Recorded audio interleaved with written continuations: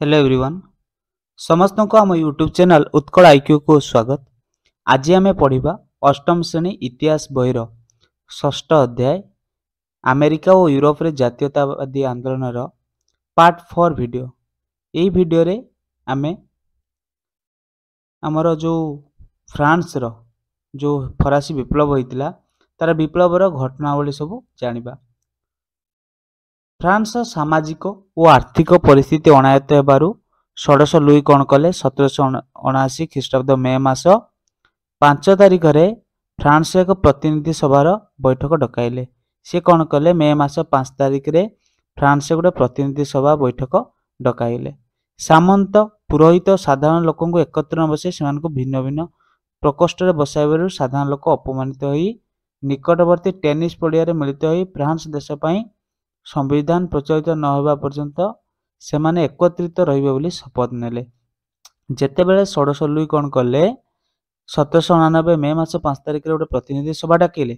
से सामंत मान को गोटे जगार पुरोहित मान को गोटे जगार साधारण लोक गोटे जगार एमती समस्त को अलग अलग जगार बसाइले। फल लोक साधारण लोक भाविले जे प्रति एटा अपमानित होछि तेणु से अपमानित भाव फिल कला परे से कौन कले सेटारू पड़े जाई निकटवर्ती जो टेनिस पड़िया थिला सेटारे मिलित होई फ्रांस देश पई जेतेबेले संविधान न प्रचलित हबो बा किछि रूल न प्रचलित हबो सेते पर्यंत से माने एकत्रित रहिबे बोली शपथ नेले।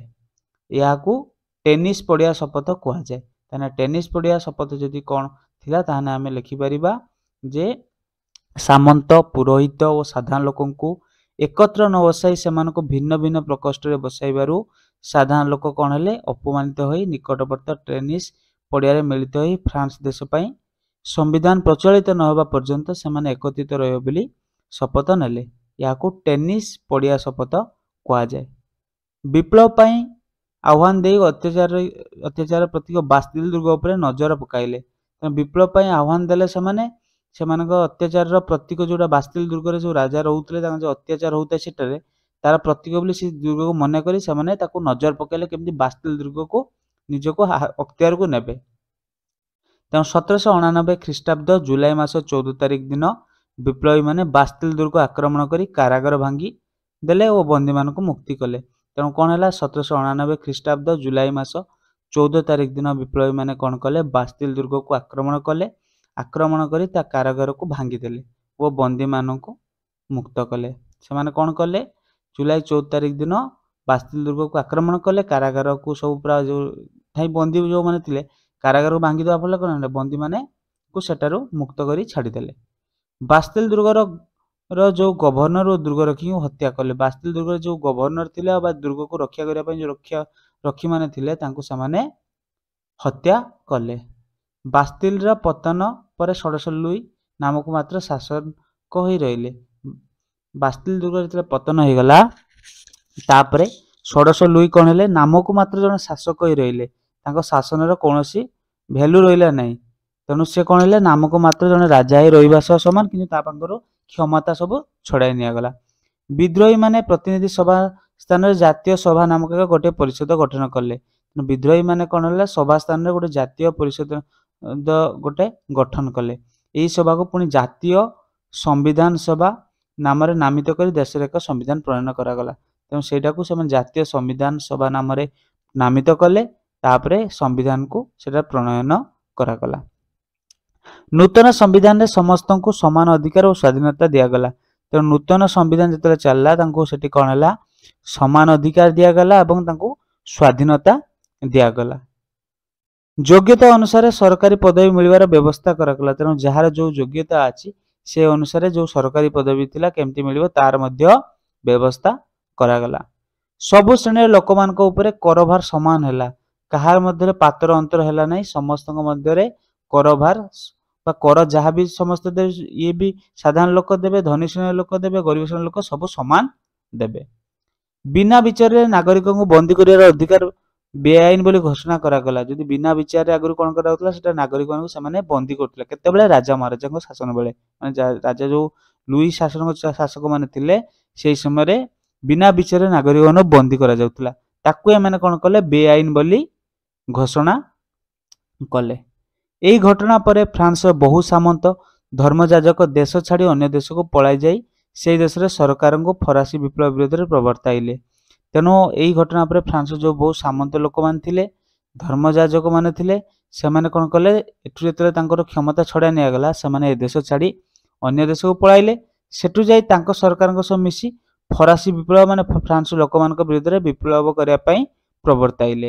କୋଉମାନଙ୍କୁ?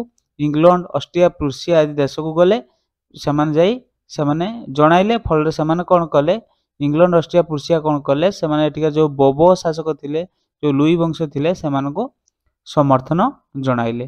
ଅନ୍ୟ ପକ୍ଷରେ ଫରାସୀବାସୀ ବିପ୍ଳବ ବିରୋଧୀ ବ୍ୟକ୍ତିମାନଙ୍କୁ ହତ୍ୟା କଲେ। ତେଣୁ ଫରାସୀବାସୀ ଯେଉଁ ବିପ୍ଳବକୁ ବିରୋଧ କରୁଥିବା ଲୋକମାନେ ଥିଲେ ସେମାନଙ୍କୁ କ'ଣ କଲେ, ହତ୍ୟା କଲେ ଓ ବିରୋଧୀ ଦେଶମାନଙ୍କ ସହିତ ଯୁଦ୍ଧ କଲେ। ଆଉ ଯେଉଁ ବିରୋଧୀ ଦେଶ ଥିଲେ ତାଙ୍କ ସହ ସେମାନେ ଯୁଦ୍ଧ କଲେ। ନେପୋଲିୟନ ବୋନାପାର୍ଟ ନାମକ ଜଣେ ସେନାପତି ଫରାସୀ ସେନାବାହିନୀର ନେତୃତ୍ୱ ନେଇ ବିଭିନ୍ନ ଋଣ କ୍ଷେତ୍ରରେ ଶତ୍ରୁମାନଙ୍କୁ ପରାସ୍ତ କଲେ। ତେଣୁ କିଏ ନେଲେ? ନେପୋଲିୟନ ବୋନାପାର୍ଟ କ'ଣ କଲେ, ସିଏ ଫରାସୀ ସେନାବାହିନୀର ନେତୃତ୍ୱ ନେଲେ। ନେତୃତ୍ୱ ନେଇ ସେ କ'ଣ କଲେ, ବିଭିନ୍ନ ଋଣ କ୍ଷେତ୍ରରେ ଶତ୍ରୁମାନଙ୍କୁ ପରାସ୍ତ କଲେ। ତେଣୁ ସେମାନେ କ'ଣ କଲେ, ନେପୋଲିୟନ ବୋନାପାର୍ଟ ଫରାସୀ ସେନାବାହିନୀକୁ ନେତୃତ୍ୱ ନେଇ ଯେଉଁମାନେ ତାଙ୍କ ଶତ୍ରୁ ଦେଶ ଥିଲେ ସେମାନଙ୍କୁ ଋଣ କ୍ଷେତ୍ର ବା ଯୁଦ୍ଧ କ୍ଷେତ୍ରରେ ପରାସ୍ତ କଲେ।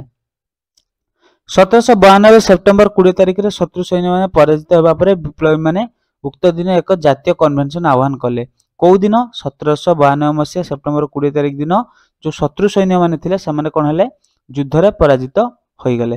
ଫଳରେ ବିପ୍ଳବୀମାନେ କ'ଣ କଲେ, ଗୋଟେ ଜାତୀୟ କନଭେନସନ ବା ଗୋଟେ ମିଟିଂ ଆହ୍ୱାନ କଲେ।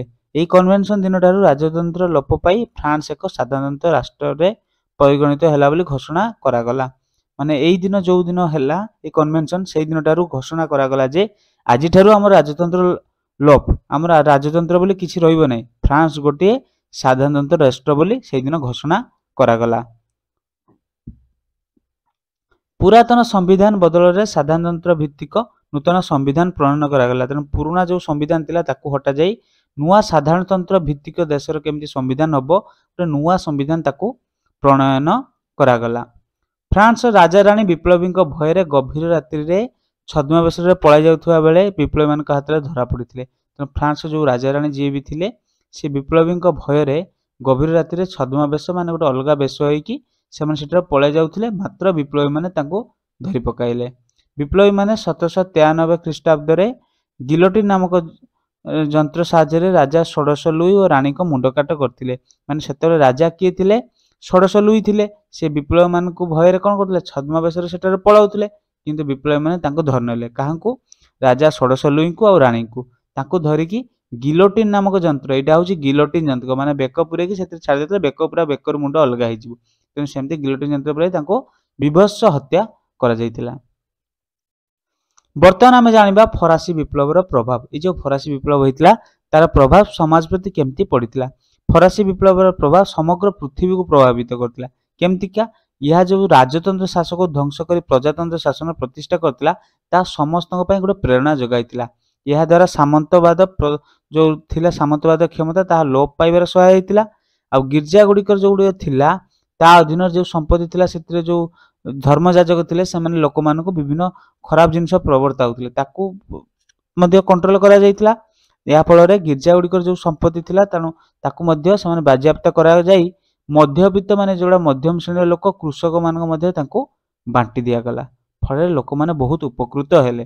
ଧର୍ମଗତ ସ୍ୱାଧୀନତା ପ୍ରଦାନ କରାଯାଇଗଲା। ସମସ୍ତଙ୍କୁ ନିଜ ଅନୁସାରେ ଧର୍ମ ନେବା ପାଇଁ ସ୍ୱାଧୀନତା ଦିଆଗଲା। ଆଗରୁ ଯେଉଁ ଧର୍ମ ଥିଲା ମାନେ ସେଇଟା ସମସ୍ତେ ନେବା ପାଇଁ ବାଧ୍ୟ ଥିଲେ। ୟା ପରଠୁ କ'ଣ ହେଲା, ଯେଉଁ ସମସ୍ତେ ଯିଏ ପାଇବ ଯେଉଁ ଧର୍ମ ସେ ଧର୍ମ ନେଇପାରିବ।